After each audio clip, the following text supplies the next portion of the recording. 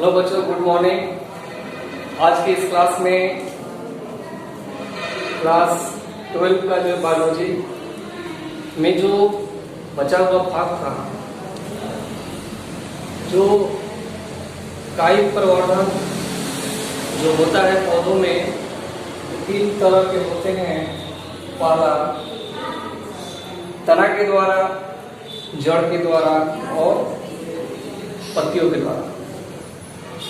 तो उसमें जो है हम लोग तने के विषय में चर्चा कर रहे हैं कि तने के द्वारा जो कायिक प्रवर्धन हुआ है वह किस प्रकार के से होता है, उसके विषय में जो यहाँ पे बताएंगे। तो जो प्रवर्धन होता है, प्रोपोगेशन जो होता है वो दो होता है, एक प्राकृतिक होता है, दूसरा कृत्रिम होता है।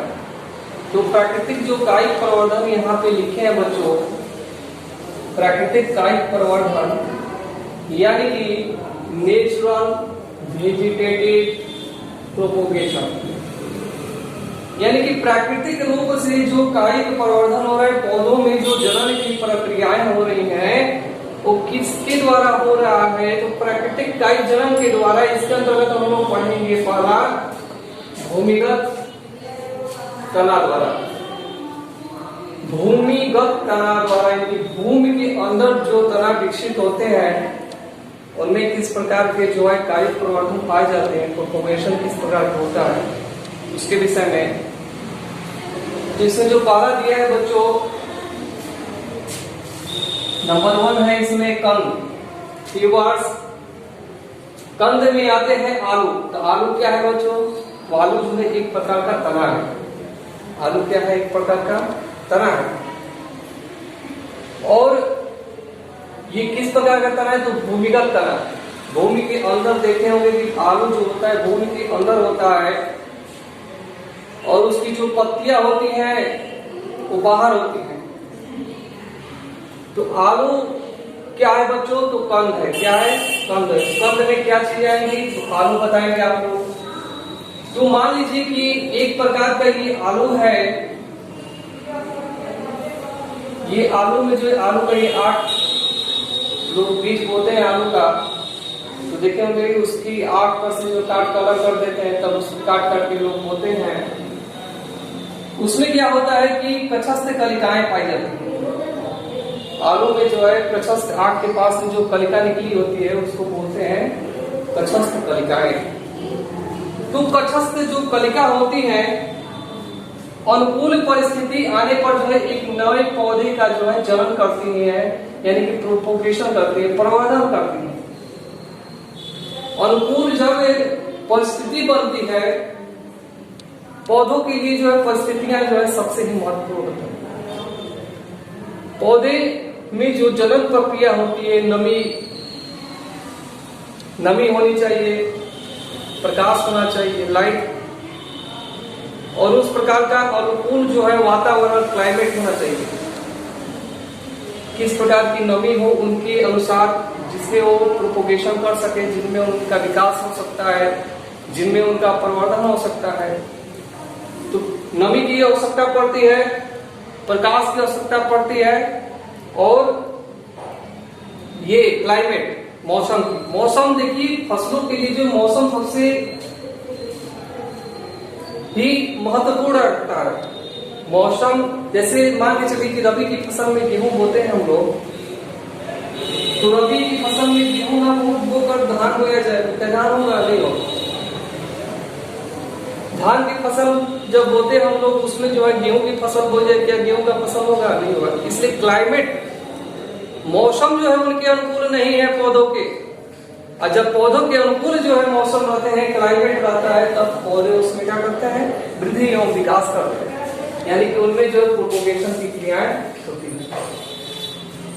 तो आलू जो है एक प्रकार का रूपांतरित तना होता है, इसको बोलते हैं कंद। आलू को क्या बोलते हैं? कंद बोलते हैं। और जो दूसरा होता है इसको बोलते हैं प्रकंद, राइजोबिक। राइजोबिक में जो इसका एग्जाम्पल है ये अदरक होता है। ये जो है एक प्रकार का प्रकंद। जैसे मान लीजिए कि यहाँ पे जो ये अदरक होते हैं, तो इसमें भी जो है कक्षस्थ कलिकाएं पाई जाती हैं, और ये कक्षस्थ कलिकाएं जो है अनुकूल परिस्थिति आने पर एक नए पौधे का विकास करते हैं। क्योंकि हम जानते हैं कि जो प्लांट होते हैं, जो पौधे होते हैं, उनको यदि उचित प्रकार का क्लाइमेट मिले, उचित प्रकार की परिस्थितियां मिलती हैं, तो उनका वृद्धि एवं विकास जो है सही ढंग से हो जाता है। तो जैसे ये जो अदरक का ये प्लांट है और इसमें जो ये कक्षस्थ कलिकाएं पाई जाती हैं, तो अनुकूल परिस्थिति आने पर एक नए पौधे का क्या करती है, विकास करती है। इसको हम बोलते हैं प्रकंद। तो प्रकंद के जो एग्जाम्पल होते हैं उनमें क्या चीज आ जाएंगी, अदरक। अब आगे जो है तीसरा नंबर जो तने का अगला रूपांतरित रूप होते हैं, ये है घनकंद। घनकंद भी उसी प्रकार, घनकंद में कौन से एग्जाम्पल आते हैं, तो अरबी एग्जाम्पल जो है सबसे ही महत्वपूर्ण है, पूछता है एग्जाम में। तो आलू क्या है, तो आलू एक प्रकार का कंद है। अदरक क्या है, तो अदरक एक प्रकार का प्रकंद है। अरबी क्या है, तो अरबी एक प्रकार का घनकंद है। तो अरबी में भी जो है कक्षस्थ कलिकाएं पाई जाती हैं, और अनुकूल परिस्थिति आने पर ये भी जो है वृद्धि एवं विकास करती है। जो अगला नंबर है, ये है शलगम। बोल, जो शलगम होते हैं, जैसे मान लीजिए यहाँ पे प्याज और लहसुन जो होते हैं शलगम के अंतर्गत आते हैं। ये भी जो है तने का एक रूपांतरण भाग होता है, लहसुन और प्याज। लहसुन और प्याज क्या है, शलगम है, बोल रहा है। ये भी जो है अनुकूल परिस्थिति आने पे, जिस प्रकार पौधे को नमी, टेम्परेचर और क्लाइमेट उसके अनुसार मिलता है, पौधे जो है वृद्धि और विकास करेंगे और एक नए पौधे का जन्म होगा, यानी प्रोपगेशन हो जाता है। एग्जाम में पूछे कि शलगम में कौन कौन से आते हैं, तो बताएंगे कि लहसुन और प्याज। एग्जाम में पूछे थे शलगम क्या होते हैं, लहसुन प्याज क्या है, शलगम है, कंद बताएंगे तब वो सवाल गलत है। ये तो रहा आपका जो है भूमिगत तना द्वारा, यानी कि जितनी भी चीजें होती हैं, ये जैसे आलू जो होता है ये भूमि के अंदर होता है, जो अदरक होता है वो भी भूमि के नीचे होता है, जो अरबी होता है ये भी भूमि के नीचे होता है, प्याज और लहसुन ये भी भूमि के नीचे होता है। इसीलिए इसको बोलते हैं बच्चों भूमिगत तना। क्या बोलते हैं, भूमि के अंदर ही इनका वृद्धि एवं विकास होता है, इसलिए इनको बोलते हैं भूमिगत तना। और दूसरा जो है इसमें जो है भूमि के ऊपर जो है अर्धवायुवी तना द्वारा, अर्धवायुवी तना द्वारा, तो आधा सतह के अंदर और आधा सतह के ऊपर जो तने विकसित होते हैं, इनको हम लोग कहते हैं अर्धवायुवी तना द्वारा। इसमें जो है नंबर 1 आता है ऊपरी भूस्तरीय रनर्स। जैसे आप लोग देखे होंगे दूब और जो घास होते हैं एक प्रकार के रनर्स होते हैं, यानी कि फैलते जाते हैं। दूब और जो घास होते हैं एक प्रकार के क्या होते हैं, रनर होते हैं, यानी कि बहुत तेजी से जो है वृद्धि और विकास करते हैं, ग्रोथ करते हैं।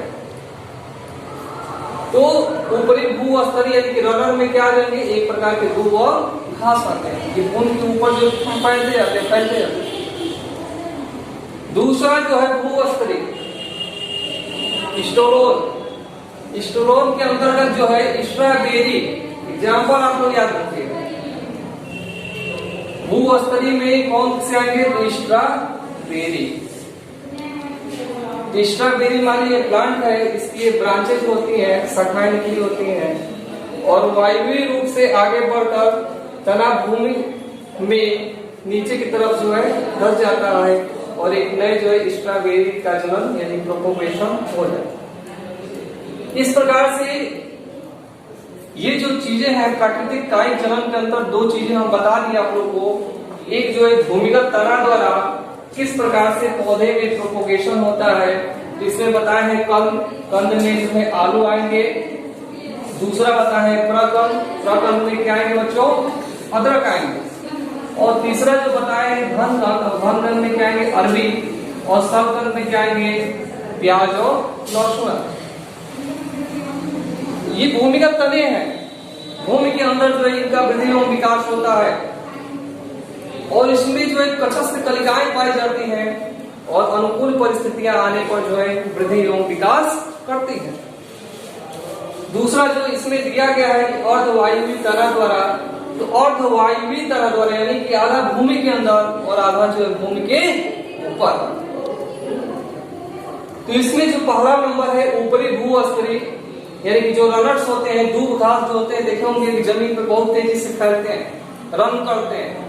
यहाँ पे बनाया गया फिगर में जो है कि दूब भाई ये रन करता हुआ आगे की तरफ जो ऐसे बढ़ता है। ऊपरी भूस्तरीय में क्या एग्जाम्पल आ जाएंगे, दूब और घास। और दूसरा जो इसमें है भूस्तरीय स्टोलोन, यानी कि इसमें स्ट्रॉबेरी आते हैं। ये भी जो है वायवीय रूप से आगे बढ़ते हैं और जमीन में इनके तने धंस के जो एक नए पौधे का जो वृद्धि और विकास करते हैं। इसमें की जो चीजें बची हुई हैं अगले क्लास में इसको बताया जाएगा कि जितनी भी चीजें आप लोग को पढ़ाई गई हैं इसको आप लोग घर पे रिवाइज कीजिए बुक्स के द्वारा। जो चीजें पढ़ाई गई है इसमें आप लोग बैठ कर कम से कम समझने का कोशिश कीजिए कि चीजें हैं क्या। पेपर में इसमें से आता ही आता है, एग्जाम में पूछ देगा कि अरे अरबी क्या है, तो अरबी घन है। पूछ देगा कि अदरक क्या है, तो अदरक जो है प्रकंद है। एक नंबर भी एग्जाम में दे देते हैं। जैसे पूछ दे आलू क्या है, तो आलू जो है एक प्रकार का कंद है। एक नंबर वाले प्रश्न में इस प्रकार के प्रश्न बनते हैं। चाहे जगह पेपर में कि प्राकृतिक कायिक प्रवर्धन का जो है विस्तार से वर्णन कीजिए, इसको सारा जो है वर्णन इस प्रकार से जो है करना पड़ेगा। तो नेक्स्ट क्लास में जो है आपको आगे की चीजें बताई जाएंगी। जितनी चीजें बताई गई हैं इसको आप लोग जो है घर पे बैठकर रिवाइज करते रहिएगा। तब तक के लिए जो है धन्यवाद। नेक्स्ट क्लास में जो है आप लोग को आगे की चीजें जो है बताएंगे। Thank you.